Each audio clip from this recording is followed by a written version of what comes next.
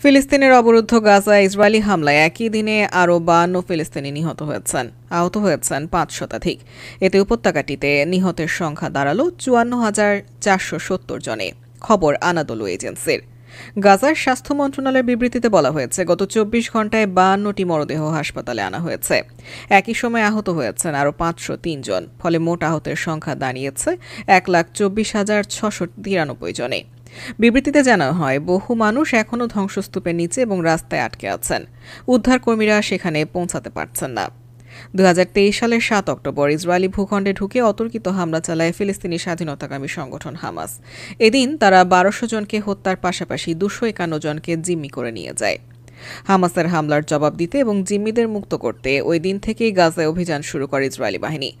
1.5 বছরেরও বেশি সময় ধরে টানা অভিযান পরিচালনার পর যুক্তরাষ্ট্র ও মধ্যস্থতাকারী অন্যান্য দেশগুলোর চাপে বাধ্য হয়ে গত 19 জানুয়ারি গাজায় যুদ্ধবিরতিতে সম্মত হয় উভয় পক্ষ।